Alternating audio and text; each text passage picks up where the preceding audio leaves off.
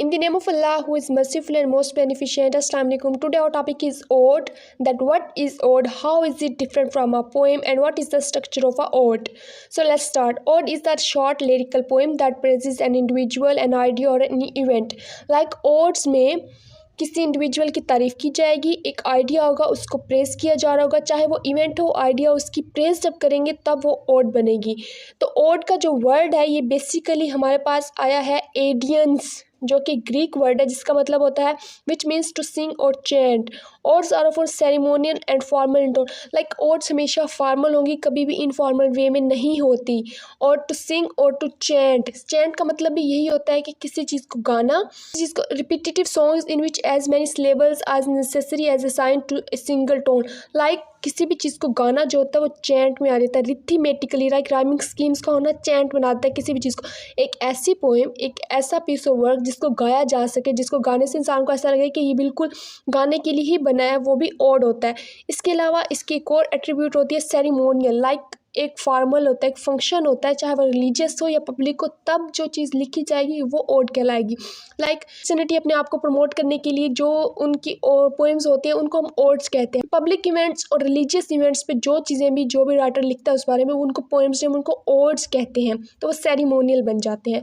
Like specially अब अगर हम ओड्स का एनालिसिस करें तो ओड वो पोएम होती है जिसको सिंग किया जा सके, जो कि फॉर्मल होती है, जिसमें सेरेमोनियल और चैंट्स होते हैं। लाइक उसको सब सिंगिंग में ला सकते हैं, जिसमें म्यूज़िक यूज़ होता है, वो ओड्स होती हैं।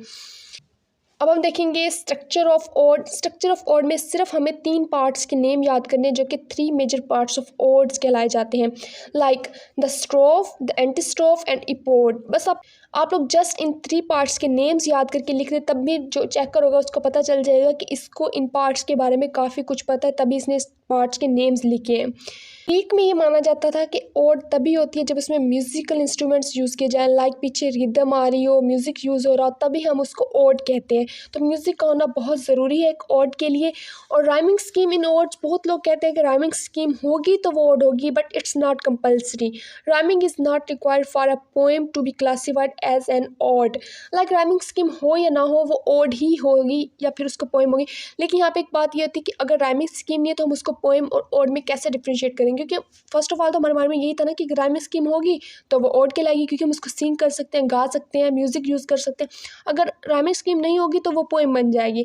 लेकिन यहाँ पे इस क्वेश्चन का आंसर ये है कि ode in a poem, what is an ode in a poem? A formal often ceremonious lyric poem that addresses and often celebrates a person, place, thing और आइडिया। लाइक पोएम्स जो होती हैं वो elegy भी हो सकती हैं, उसमें कोई इवेंट दिखाया जा सकता है हमें। पोएम में कुछ भी हो सकता है, लाइक कोई हैप्पी चीज़ हो रही होती है या कुछ बैड हो रहा था, सैड हो रहा था, तो वो एक पोएम होती है। अब अगर हमें पोएम को ओड से डिफरेंट करना है तो उसमें ये होगा कि हमें किसी ख़ास इंसान को एड्रेस करना होगा। लाइक ओड टू नाइटिंगेल में जो जॉन किट्स है वो एड्रेस लाइक मुखातिब हो रहे हैं नाइटिंगेल से।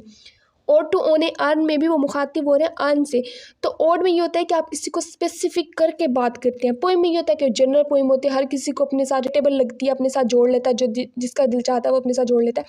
तो ओड इन अ पोएम जो होती है उसको पोएम को हम ओड भी कह सकते हैं, ओड को हम पोएम भी कह सकते हैं, दोनों सेम है। जो माइनर सा डिफरेंस है कि जो ओड होती है उसमें हम डायरेक्ट एड्रेस कर रहे होते हैं जो सामने होता है, जिसके बारे में हम लिख रहे हैं उससे, जबकि पोएम में ये होता है कि वो इनडायरेक्ट होता है, हिडन मीनिंग्स में होता है।